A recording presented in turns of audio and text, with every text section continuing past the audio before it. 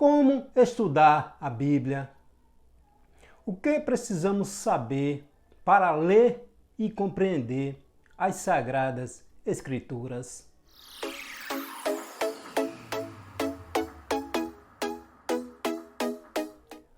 Olá, a paz do Senhor Jesus.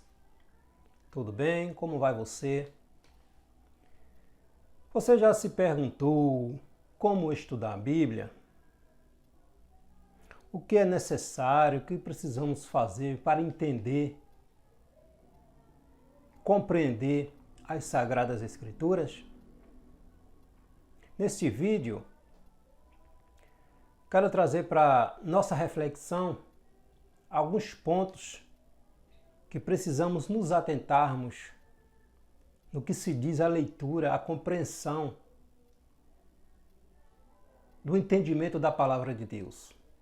Nós vemos muitas vezes pessoas que se dizem cristãos, que têm 5, 10, 15, 20, 30 anos e que nunca leu a Bíblia toda. Não sabe responder uma pergunta básica da fé. Todas as semanas frequenta a igreja, ouve pregações, ensinamentos, mas não pratica, não exercita. Vi recentemente uma ilustração que retrata um pouco isto que estou falando. A menininha foi lá na estante, parte de baixo, e pegou a Bíblia. Estava um pouco empoeirada, bastante empoeirada, e perguntou à mamãe: "Mamãe, que livro é este que nunca vejo a senhora pegando para ler?" Aí a mamãe disse: "É a Bíblia, minha filha, é o livro de Deus." Aí a menininha, na sua inocência: "Então, por que a senhora não devolve, mamãe? Já que a senhora nunca lê." Compreendeu? Fica lá como um enfeite na estante, mas nunca é lido, apreciado. A Bíblia Sagrada na estante é mais um livro. Se eu não leio, se eu não estudo, se eu não pratico, se eu não vivo o que a Bíblia me ensina, ela passa a ser apenas mais um livro, se eu não uso. Ok? Então, é de vital importância que todo cristão saiba, tenha o hábito de ler, de estudar a palavra do Senhor. Mas, primeiramente, vamos lá ao que diz o apóstolo Paulo a Timóteo, no livro que leva o seu nome, 2 Timóteo, capítulo 2, versículo 15.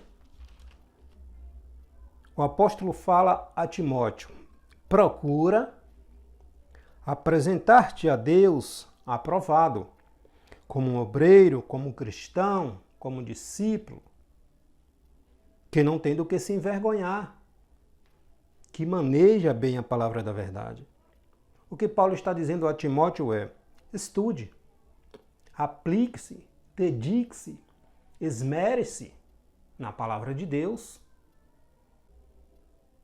Sou um cristão, aceitei a Jesus como meu Salvador, Ele é o meu Deus, mas não leio, não sei o que é que Ele diz para mim. Já dizia um escritor americano: nós somos as pessoas mais bem armadas do mundo, mas em muitas das vezes não usamos as nossas armas, ou a nossa arma, a Bíblia Sagrada. Por quê? Porque não sabemos manuseá-la. E isto é muito sério. Não sabemos manuseá-la. A Bíblia tem resposta para todas as coisas. Para tudo que precisamos, a Bíblia Sagrada tem uma resposta. Mas O que a Bíblia não é? Primeiramente, precisamos entender o que a Bíblia não é. Vamos lá? A Bíblia não é uma opinião de um homem. Tive uma ideia, vou escrever. Não. A Bíblia não é uma opinião de um homem, não é uma filosofia humana. Não são ideias que os homens tiveram e foram e escreveram. Não. Não é uma antologia, uma reunião de ideias de pensadores. Não é isso. Vemos hoje que muitos argumentam, falam, esboçam que precisamos de uma Bíblia para o mundo atual, que esta já está ultrapassada. É isso que muitas vezes nós ouvimos. Então nós, como cristãos, precisamos aprender, praticar, como diz Paulo a Timóteo, apresentar-nos a Deus aprovado, estudar a palavra do Senhor. Outro detalhe, a Bíblia não contém a palavra de Deus. Ela não contém, ela é a palavra de Deus. Novamente, 2 Timóteo, ao que Paulo continua falando a Timóteo. Capítulo 3, 2 Timóteo, capítulo 3, versículo 16 a 17. O que é que ele diz? Toda a Escritura é divinamente inspirada e proveitosa para ensinar, para repreender, corrigir e para instruir em justiça. Ou seja, para ensinar, para repreender. O que é isso? Estou trilhando o caminho errado? Opa! Não, o caminho não é esse. Não é por aí.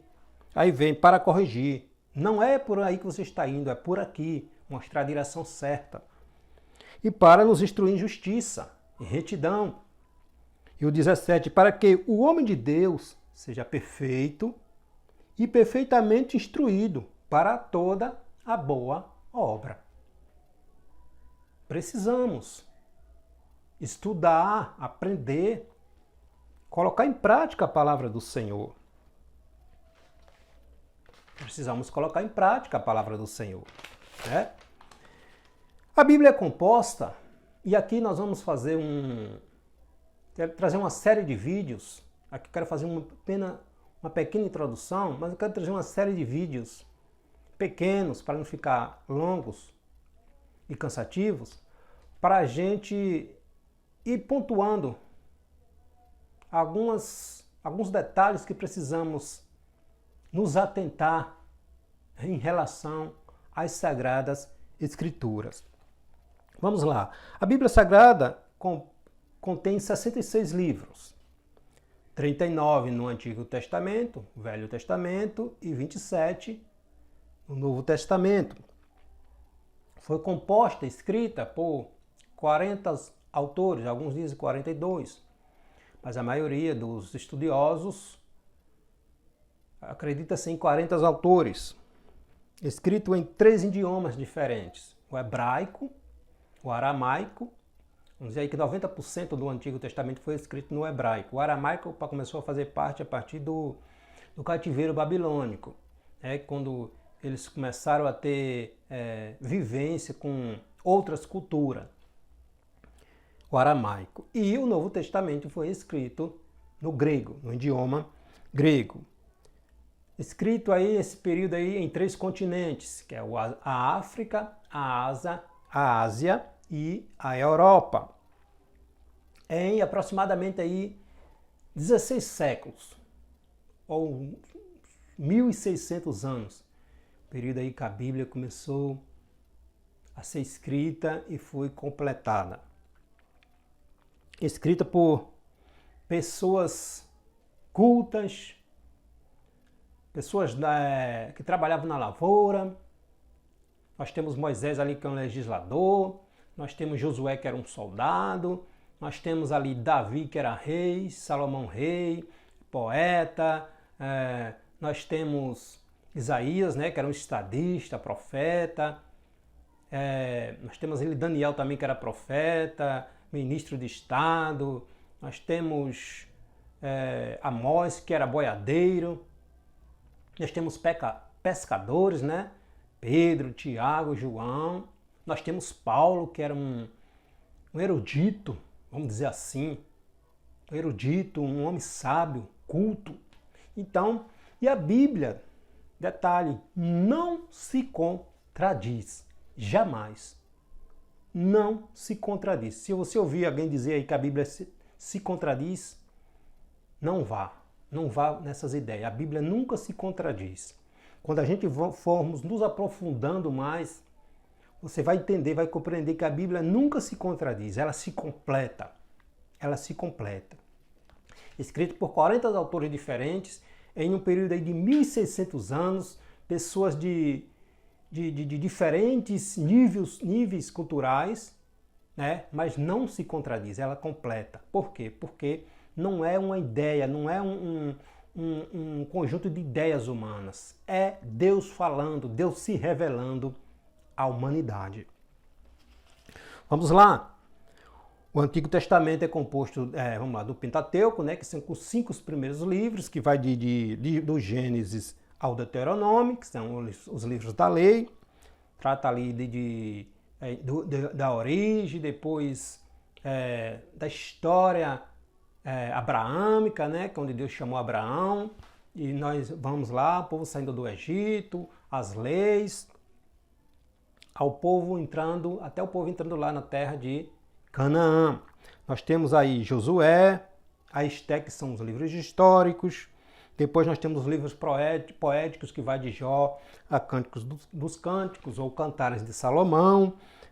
Nós temos os profetas maiores, né, que vai de Isaías a Daniel. E os profetas menores, que vai de Oséias a Malaquias. Esses são os livros que compõem o Antigo Testamento. Ou seja, 39 livros. Depois de Malaquias, nós temos aí um período de 400 anos de silêncio de Deus, que é chamado período intertestamentário ou período interbíblico. 400 anos é um período que Deus se silencia em relação à manifestação profética. Deus fica esse período aí em silêncio, o povo voltou do cativeiro babilônico, reconstruíram ali o templo, os muros de Jerusalém, ali com Neemias, Esdras. E aí Deus se silencia, ou seja, não há levantamento profético, Deus não levanta profeta para falar ao povo. Mas neste período Deus está trabalhando. Vem aí o período depois da Babilônia, que a Babilônia foi conquistada pelos medos persas. Depois o Medo-Persa conquistado pela Grécia, Alexandre o Grande. Aí depois nós temos um período aí dos Macabeus. Depois nós temos Roma assumindo o poder mundial, que é nesse período aí que Jesus vem. Então de Malaquias até João Batista nós temos um período de 400 anos. E aí que começa o Novo Testamento. Com Mateus, são os evangelhos, Mateus, Marcos, Lucas e João. 3 desses aí são chamados sinóticos, que são Mateus, Marcos e Lucas. Sinótico por quê? Porque tem conteúdos semelhantes, parecidos. Né? Depois a gente trata um pouquinho, a gente faz um vídeo diretamente falando dos sinóticos. Tem João, que compõe aí os 4 evangelhos. Nós temos Atos dos Apóstolos, que é o livro histórico, vamos dizer assim, do Novo Testamento, que começa ali a história da igreja, o Espírito Santo atuando poderosamente no início ali da igreja. Depois nós temos as cartas paulinas, né, de Romanos até Filemon. Depois nós temos as cartas gerais ali, né? Depois, e por último, nós temos Apocalipse, que é o livro da Revelação. Então, 27 livros. A Bíblia precisa ser estudada, precisa ser nós precisamos nos inteirar dela, porque Deus fala conosco. Deus fala de várias maneiras, mas a maneira principal, o modo principal de Deus falar conosco é através da sua palavra, a Bíblia Sagrada. A Bíblia Sagrada. Então, nós como cristãos precisamos ler, estudar, nos alimentar, porque é com ela que o Senhor fala conosco, né? Então, para esse vídeo não ficar longo, nós vamos terminar aqui e no próximo vídeo eu vou falar sobre os atributos da Bíblia, né? Para a gente ir aprendendo aos poucos. Os atributos da Bíblia. A Bíblia tem vários atributos e precisamos aprender, precisamos conhecer a palavra de Deus. Outro detalhe, a Bíblia Sagrada é o único livro em que lemos na presença do seu autor. É o único livro em que lemos na presença do seu autor. Olha que maravilha, que bênção, né? Então precisamos nos alimentar da palavra do Senhor, ok? Então para finalizar, vou trazer aqui para a gente uma ilustração muito interessante em relação à Bíblia.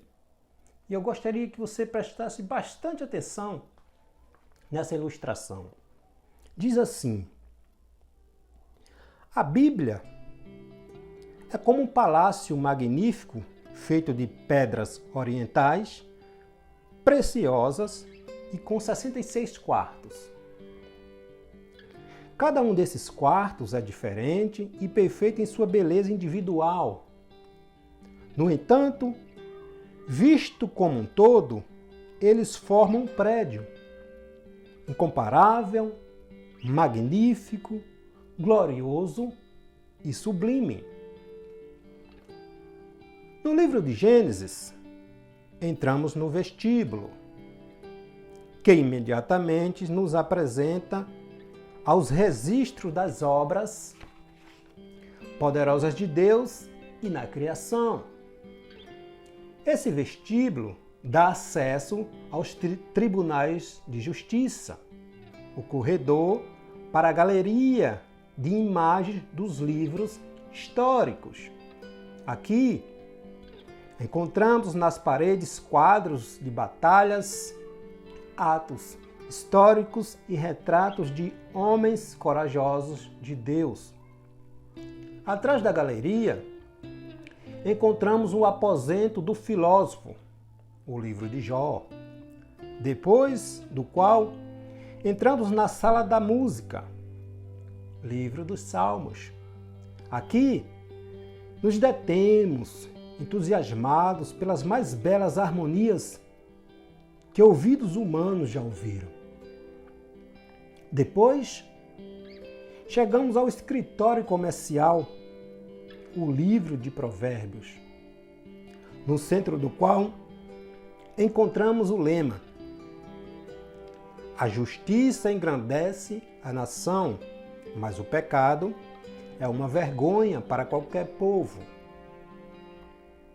Saindo do escritório, chegamos ao departamento de pesquisas, Eclesiastes.